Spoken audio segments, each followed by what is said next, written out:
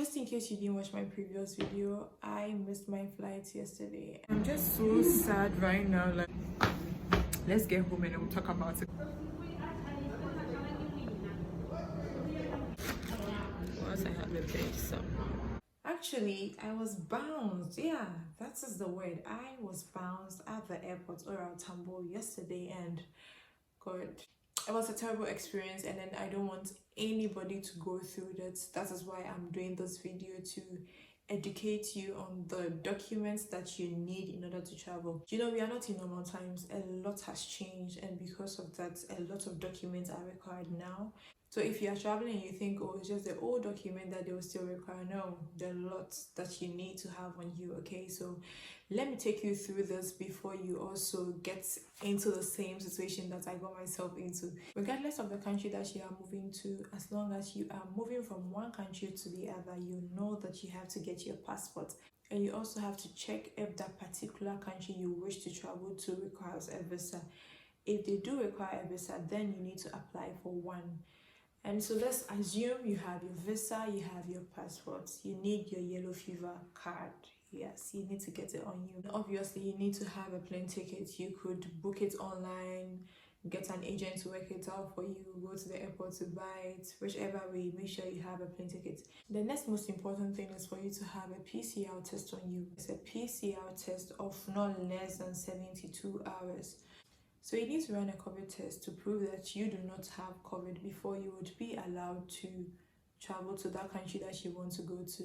And make sure that it's within 72 hours, because if you get to the airport and then your COVID test has expired, even by an hour, you would not be allowed to go. You would have to run another COVID test before you can finally board your plane. Okay, so make sure you have a PCR test of not less than 72 hours. Let me just say this: check-in ends an hour before the flight. No matter which country you find yourself in, I believe that check-in over there ends an hour before the flight. Please do well to get to the airport probably like 3 hours or 4 hours before your flight, so that you can check in and then go to the boarding gate and peacefully wait for your flight. Okay, don't wait till 1 hour or 30 minutes before your flight before you get to the airport to check in. If you are in a country where the flight attendants are very strict and time conscious, trust me, if you get there 1 hour or 30 minutes before your flight, they will not let you check in. I have been a victim. So now to the point that I've been waiting for. This is the main reason why I'm actually making this video, because there are lots of travelers out there who are not aware of this change. Okay, so please take note. So if you are moving from any country to another country, like I said, you would need a PCR test of not less than 72 hours. And when you get there, they will verify to see that you don't have COVID, and then straightforward, they will just let you enter the country. Okay. But then if you are moving from any country to Ghana, this is what I know. If you are a Ghanaian or a citizen of the ECOWAS countries, you would be required to pay $50. And then if you are not a Ghanaian nor a citizen of the ECOWAS countries, you would be required to pay $150. Let me tell you what this $150 and $50 for Ghanaians is for. Like I said, when you are moving from Ghana to any other country, they just verify your PCR test and they let you enter. But when you're coming into Ghana, because they think that probably you would have gotten the COVID from the plane, they would have to verify again at the airport, at the Kotoka airport, to make sure that really you don't have COVID before they let you enter Ghana. Well, I understand them, I get them. I missed my flights because I didn't know of this. Initially, you could pay for this amount of money at the airport when you get to Ghana, but now it has changed. You need to pay for it online with a MasterCard or a Visa card.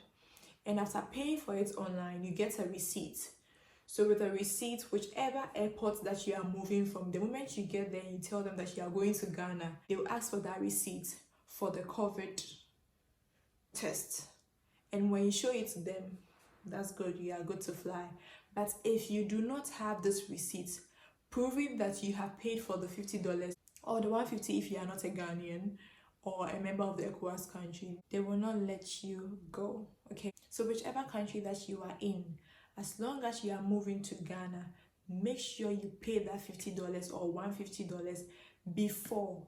Get the receipts before you get to the airport, because trust me, they will not let you go. It happened to me. I didn't even know that I was supposed to pay it online. I thought that I could pay it when I get to the Kotoka airport. The interesting thing is, even if you have physical cash, they will not take it at the airport, whichever airport that you are moving from, because that money is for the government, the Ghana government, so they can't take it over there. You need to pay it online. So the moment you get to Kotoka International Airport, you would have to wait for a while for them to check whether you have COVID or not.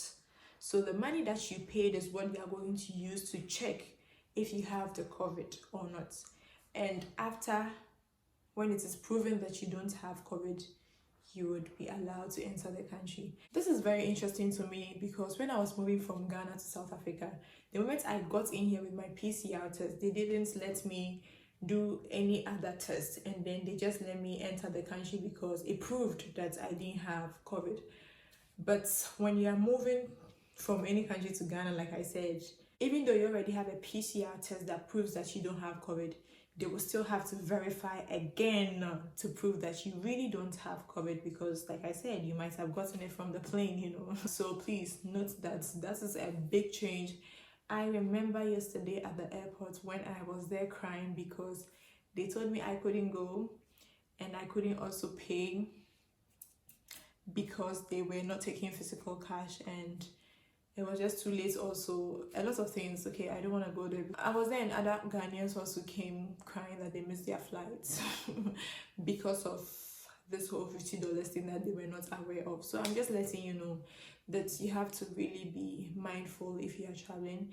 And I think one of the things that I have learned is that as a traveler, you need to be updated. You need to have an agent, okay, who would update you, or you need to read more online to know all these changes. If not, you miss your flight. Then also there's this health form that you need to fill before you get into the country. Well, you can actually fill it when you get into the country, but it's advisable to fill it before you get there. I feel there should be a lot of information regarding this out there, but I'm not really seeing it. That is one of the reasons why I decided to make this video, to educate you and then make you aware of the changes. Then I would also say that you should have enough money on you, probably physical or in your account, but you should have your MasterCard or your Visa card, credit card, any of the cards, so that if something impromptu comes up, you know how to figure yourself out of the situation. Don't just get up and travel like that, like some people do. Now I have to go do another COVID test because the next flight is in 2 days. I have to now pay $50, another flight, another money, extra charges just because of $50. So please have all these things checked. Thank you for watching this video. I hope that I was able to educate you on some of the things that you need to have on you before you travel. I will see you in my next video. Do subscribe to the channel. Peace.